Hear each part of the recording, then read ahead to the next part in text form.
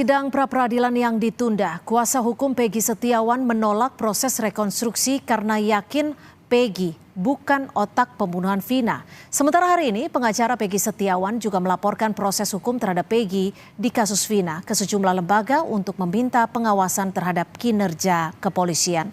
Lantas bagaimana nasib Peggy yang saat ini masih menjalani proses hukum untuk kasus pembunuhan Vina? Kita bahas bersama kuasa hukum Peggy Setiawan, Tony RM, mantan Kabar Eskrim Komjen Purnawirawan Susno Duaji, dan juga penasihat ahli Kapolri Arianto Sutadi. Terima kasih sudah bergabung bersama kami di Kompas Petang. Saya ke Pak Bung Tony. Bung Tony, ini kuasa hukum Peggy melaporkan ke Kemenko Polhukam. Apa yang ingin dicapai tim kuasa hukum dengan pelaporan ini? Apakah langsung ada jawaban usai pelaporan tadi? Ya, jadi kepentingan tim kuasa hukum Peggy Setiawan ke Menko Polhukam itu sebenarnya ya karena selain sekarang Polda Jawa Barat juga tidak kooperatif ya untuk menghadiri sidang pra-peradilan, ada yang lebih penting lagi. Menko Polhukam ya yang membawahi institusi Polri sebagai menteri koordinator ya Polri ya dalam hal ini agar melakukan pengawasan khusus ya atau bisa memanggil Bapak Kapolri terkait hasil pemeriksaan Rudiana yang katanya tidak ada pelanggaran. Itu disampaikan oleh Kadif Humas Polri ya dan hasil dari pemeriksaan Irwasum dan Propam Polri. Kenapa Bapak Menko Polhukam ini harus memanggil Kapolri dan harus mengusut dari hulu? Karena jelas-jelas 8 terdakwa, 8 terpidana itu diamankan oleh yang namanya Rudiana.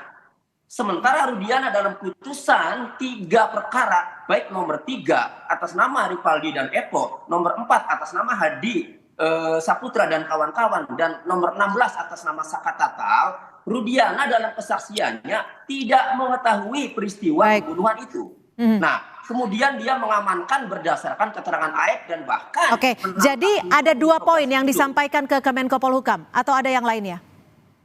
Ya, pada intinya itu disampaikan sama tim kami yang ada di Jakarta. Itu, jadi itu yang kami ingin sampaikan kepada Bapak Menko Polhukam.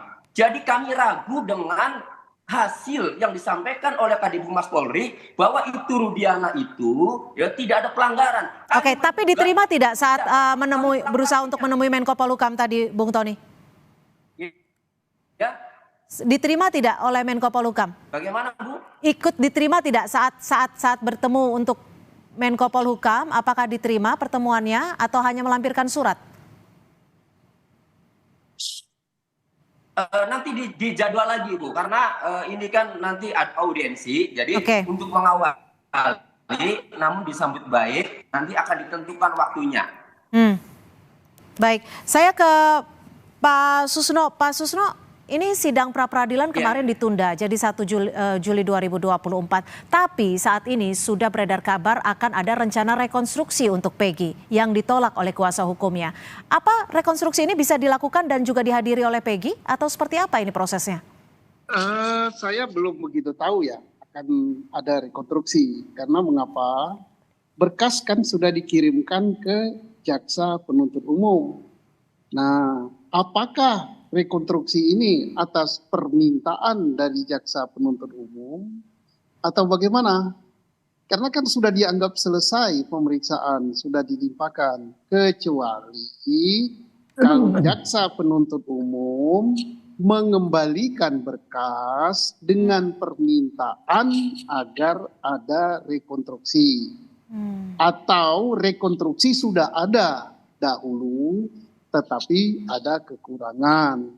Jadi belum pasti ini ada apa tidak rekonstruksi. Kalaupun ada, sebelum berkas dikembalikan ini tanda tanya gitu ya.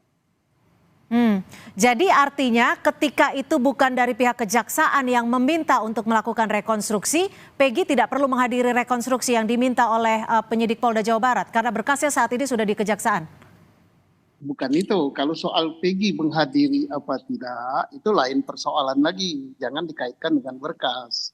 Artinya tadi kan ditanya akan ada rekonstruksi, maka saya bertanya, kok bisa rekonstruksi? Berkas kan sudah di kejaksaan, terkecuali berkas itu dikembalikan, namanya P19, karena ada kekurangan. Nah, baru dilengkapi, misalnya kekurangannya itu apa? Kekurangan meriksa saksi, kekurangan tentang rekonstruksi, nah itu harus dilengkapi. Tapi kalau berkas masih di kejaksaan, ada. Oke, baik. Saya ke Pak Arianto. Pak Arianto, ini kan dihadapi berbagai ada pra-peradilan yang ditunda dan juga ada penolakan jika ada nanti ada rekonstruksi. Apa yang bisa dilakukan oleh pihak kepolisian menurut Anda ketika keluarga juga mengkhawatir terkait penanganan di Polda Jawa Barat?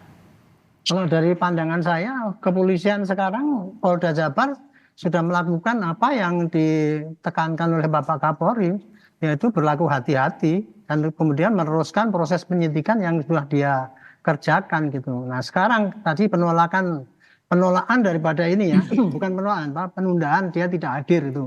Saya juga tidak tahu ya alasannya apa gitu. Alasannya menurut Kompolnas adalah karena yang ditugaskan tidak. Bukan.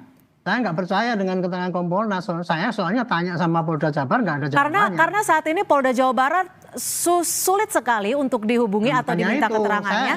Saya menjawabnya gini. Saya sudah tanya Polda Jabar ya, kenapa kok tidak hadir, tidak ada jawabannya. Saya juga memperkirakan ya, kemungkinan dia untuk menjawab pra-peradilan itu kurang lengkap sehingga dia melengkapi lagi gitu. Kira-kira itu hanya perkiraan saya ya. Kemudian yang kedua, kalau untuk rekonstruksi ini tadi, saya juga tidak bisa menerangkan karena apa? Ini rekonstruksi untuk perkara yang mana? Karena sekarang penyidik Polda Jabar ini, saya kalau nggak salah ya, di samping menangani Peggy ini, juga menangani ada laporan polisi mengenai obstruction of justice. Itu loh. Itu ya, sehingga saya nggak bisa memberikan keterangan apakah ini rekonstruksi perlu dihadiri atau Peggy apa tidak. Nah, kemudian kalau yang pertanyaan ketiga, kalau untuk apakah Peggy perlu menghadiri ke rekonstruksi itu hak daripada Peggy. Kalau dia nggak mau datang nggak apa-apa, nggak bisa dipaksakan dia suruh berbuat rekonstruksi. Ya, penyidik juga pasti tidak akan memaksakan suruh rekonstruksi di bawah ancaman mau dikebukin dan sebagainya kan. Paling bisa penyidik nanti mengganti rekonstruksi itu dengan orang lain. Seperti yang terjadi dulu rekonstruksi tahun 2016. Itu kira-kira yang saya bisa sampaikan untuk memberikan penjelasan fenomena yang bergerak. Oke, Bung Tony, tapi waktu sebelumnya prarekonstruksi kan sempat dilakukan. Itu juga tanpa surat pemberitahuan kepada tim kuasa hukum atau seperti apa? Ya, dulu pernah ya awal-awal Peggy ditangkap itu dilakukan rekonstruksi. Itu kabar yang kami terima. Kami penasihat hukum bingung kok tidak dikabari karena rekonstruksi itu bagian daripada pemeriksaan ya, kebutuhan penyidik ya untuk melengkapi berkas. Berarti harus didampingi penasihat hukum. Kami mencoba inisiatif datang ke jembatan, sudah banyak mobil ya. Setelah kami tanya petugas, ternyata itu bukan rekonstruksi melainkan survei bahasa anggota polisi saat itu, sehingga belum dilakukan rekonstruksi. Nah, kemarin ada kabar memang katanya mau dilakukan rekonstruksi. Sama juga, kami juga tidak diberi kabar. Cuma ada sikap dari tim kami bahwa karena klien kami tidak pernah melakukan perbuatan itu sehingga menolak jika suruh melakukan apa yang tidak ia lakukan. Itu prinsipnya, Bu. Pak Susno, ini kalau terkait dengan penyidikan yang dilakukan oleh Polda Jabar, ini kan ada kesulitan untuk menghubungi atau kita mendapatkan statement pernyataan resmi dari Polda Jawa Barat. Bahkan tadi Pak Arianto juga menyebutkan kesulitan. Ini seperti apa menurut Anda? Apa yang sebenarnya terjadi di sini dari kacamata Anda? Ya, satu mungkin dia lagi sibuk sekali ya. Tetapi ya sebaiknya kalau ada pertanyaan, apalagi yang menanyakan Pak Arianto sebagai staf ahli Kapolri gitu kan, pengacara atau media, kan masyarakat publik Pak mendapat informasi. Penjelasan dari Polda ataupun dari penyidik ataupun dari Polri itu bagus sekali. Kenapa bagus? Karena bisa untuk menepis isu-isu negatif. Lebih bagus Polda Jabar menjelaskan daripada Kompolnas. Karena Kompolnas itu bukan jubirnya Polri. Kompolnas itu adalah pengawas. Jadi kalau sudah jadi jubir misalnya membuat alasan, apalagi kalau tidak sesuai dengan apa yang sebenarnya kurang bagus. Jadi ya mudah-mudahan. Artinya statement yang diberikan Kompolnas terkait ketidakhadiran penyidik Polda Jawa Barat juga belum bisa dipastikan 100% seperti itu ya Pak Susno? Bukan belum bisa dikasihkan 100%, bukan wewenangnya Kompolnas untuk menjadi jubir menjelaskan itu. Dan kita menanya kepada yang menanya pun salah. Kok nanyanya ke Kompolnas, nanyanya ke Polda atau ke Mabes Polri. Karena tidak ada jawaban. Tidak ada statement. Ya ke Mabes Polri. Diberitahu aja tidak ada jawaban. Pak Susno, tapi kalau dari kacamata Anda, apa sih yang menjadi penyebab penyidik tidak hadir? Apakah memang tidak atau belum lengkap untuk menjawab dari gugatan tim kuasa hukum, atau memang bukti-bukti yang dilampirkan belum lengkap seperti yang diharapkan oleh Kapolri terkait dengan bukti ilmiah? Saya sudah bisa menangkap pertanyaan. Jadi penyebab tidak hadir ada beberapa macam.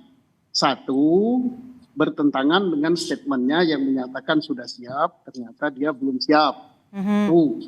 Yang kedua, bahwa alat-alat bahwa sangat sibuk. Nah, sebagaimana itu. Yang ketiga, ya taktik, sebagaimana dikatakan netizen, ya taktik bahwa ini mundur waktu, gitu kan, supaya gugur. Tetapi untuk yang poin ketiga ini sangat-sangat tidak mungkin. Kenapa sangat tidak mungkin? Karena berkas yang ada di kejaksaan itu kan bisa memakan waktu 2 minggu, balik ke polisi, balik lagi ke jaksa, baru jaksa masuk lagi ke pengadilan, membuat dakwaan. Artinya nggak keburu kalau untuk habis waktu. Yang paling memungkinkan, ini memungkinkan ya, bukan tuduhan ya, adalah untuk melengkapi berkas pra peradilan. Jadi mungkin belum siap, kurang siap. Oke, baik. Pak Arianto, singkat saja. Apakah saat ini pihak dari penasihat ahli Kapolri akan turut kembali meminta penegasan dari Polda Jawa Barat untuk menangani dengan serius kasus baik itu Peggy dan juga kasus pembunuhan Vina? Kalau lewat ini kan dengan melihat TV kan sudah dengar saran-saran saya.